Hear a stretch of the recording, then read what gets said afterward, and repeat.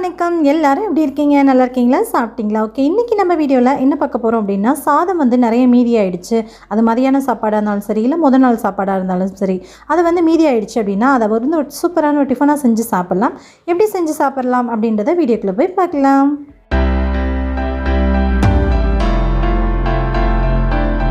okay இப்போ அதுக்கு ஒரு பவுல் எடுத்துக்கலாம் அதில் பார்த்தீங்க அப்படின்னா ஒரு 1/4 கப் அளவுக்கு நான் வந்து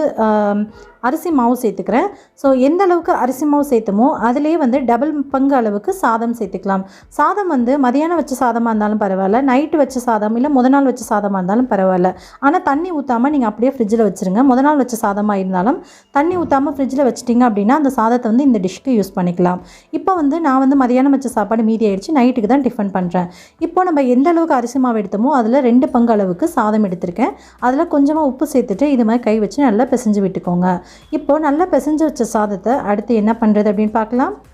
இப்போது சாதத்தை எல்லாமே கை வச்சு நல்லா பிசைஞ்சு விட்டாச்சு அந்த அரிசி மாவு கூட படுற மாதிரி இப்போ ஒரு மிக்ஸி ஜாரில் சேர்த்துட்டு இதை வந்துட்டு தண்ணி எதுவுமே சேர்க்காமல் அரைச்சி எடுத்துக்கணும்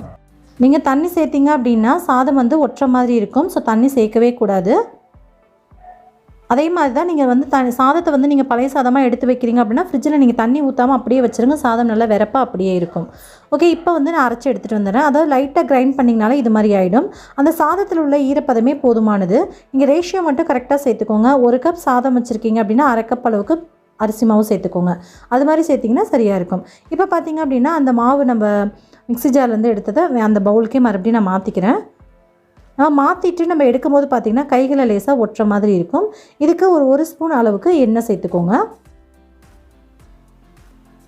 கொஞ்சமாக எண்ணெய் சேர்த்துட்டு லைட்டாக பிசைஞ்சு கொடுத்தீங்க அப்படின்னா நல்லா வந்து உங்களுக்கு சப்பாத்தி மாவு பதத்துக்கு நல்லா சாஃப்டாகவே பிசைஞ்சு வந்துடும்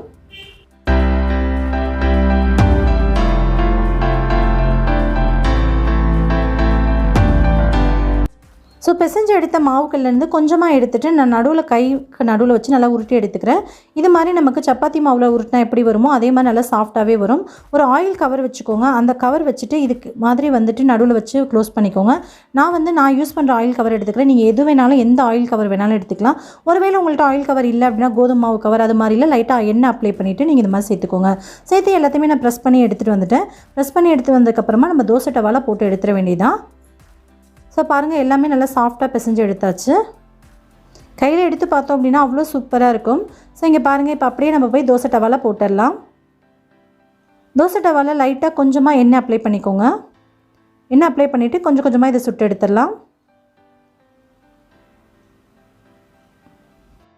ஸோ கல் நல்லா சூடாயாச்சு இப்போ வந்து நம்ம திருப்பி போட்டு எடுத்துட வேண்டியதான் நம்ம நார்மலாக சப்பாத்திலாம் எப்படி எடுப்போம் அது மாதிரி தான் நம்ம இது போடும்போது லைட்டாக பபிள்ஸ் மாதிரி வரும் ஆனால் நீங்கள் இதை எவ்வளோ நேரம் விட்டாலும் ஒரு வேளை கரிஞ்சு போகுமே ஒழிய செவந்து வராது உங்களுக்கு இதில் ஃபுல்லாக அரிசி மாவு தான் சேர்த்துருக்கோம் அப்படின்னாலும் உங்களுக்கு செவந்து வராது அதனால் ஒயிட்டாக தான் கிடைக்கும் பார்க்கறதுக்கு நல்லா தான் இருக்கும்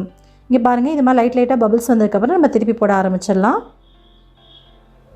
அவ்வளோதான் நம்மளுடைய சூப்பரான rice chapati left over rice chapati அப்படின்னு கூட வச்சுக்கலாம் சூப்பராக ரெடி ஆகிடுச்சு கண்டிப்பாக இந்த வீடியோ உங்களுக்கு ரொம்ப பிடிச்சிருக்கும் அப்படின்னு நினைக்கிறேன் இந்த டிஷ்ஷோட நம்ம எது வேணாலும் தொட்டுக்கிறதுக்கு ரொம்பவே சூப்பராக இருக்கும் இது கூட நீங்கள் வெஜ் குருமா நான்வெஜ் கறி எது வேணாலும் வச்சு சாப்பிட்லாம் ஒருவேளை உங்களுக்கு தேங்காய் சட்னி மிளகாய் சட்னி இது மாதிரி வச்சு சாப்பிட்றதுக்கும் ரொம்ப நல்லாயிருக்கும் கண்டிப்பாக இதே மாதிரி ட்ரை பண்ணி பாருங்கள் சாதம் இருந்துச்சு அப்படின்னா வேஸ்ட் பண்ணாமல் இது மாதிரி சிம்பிளான டிஃபனாக செஞ்சு சாப்பிட்டுக்கலாம் ஆல்ரெடி நம்ம சேனலில் நிறைய ரெசிபிஸ் வந்து அப்லோட் பண்ணியிருக்கேன் ரொம்ப யூஸ்ஃபுல்லான நிறைய ரெசிபிஸ் இருக்குது நம்மளோட வீடியோஸில் உள்ள பிளேலிஸ்ட் எல்லாமே கீழே டிஸ்கிரிப்ஷனில் நான் கொடுத்துருக்கேன் நிறைய பிளேலிஸ்ட் இருக்கும் அதை நீங்கள் செக் அவுட் பண்ணி பாருங்கள் அதில் உங்களுக்கு நிறைய யூஸ்ஃபுல்லான வீடியோஸ் கிடைக்கும் ஓகே எல்லா சப்பாத்தியுமே சூப்பராக சுட்டு எடுத்தாச்சு பார்க்கறதுக்கே இவ்வளோ சூப்பராக இருக்குன்னு பாருங்கள் இதுக்குள்ளே நீங்கள் ஸ்டஃபிங் மாதிரி வச்சு கூட நீங்கள் ரோல் பண்ணி இது மாதிரி கூட கொடுத்து விடலாம் குழந்தைங்களுக்கு சூப்பரான ஒரு டிஃபன் ரெசிபியும் ஆச்சு இதுக்கு நீங்கள் ஸ்டஃப் பண்ணி உள்ளுக்குள்ளே ரோல் பண்ணி சாப்பிட்டீங்க அப்படின்னா தொட்டுக்கிறதுக்கு எதுவுமே தேவையில்லை சிம்பிளாக நீங்கள் மதியானம் வைக்கக்கூடிய உருளைக்கிழங்கு பொரியல் மீதியாச்சுன்னா கூட உள்ளே ஸ்டஃப் பண்ணி வைக்கலாம் பார்க்குறதுக்கே பாருங்கள் உள்ளே சூப்பராக இருக்குது நல்லா அழகாக வெந்து வந்திருக்கு உள்ளுக்குள்ளெல்லாம் எந்த மாதிரி லேயராக இருக்குது பாருங்கள்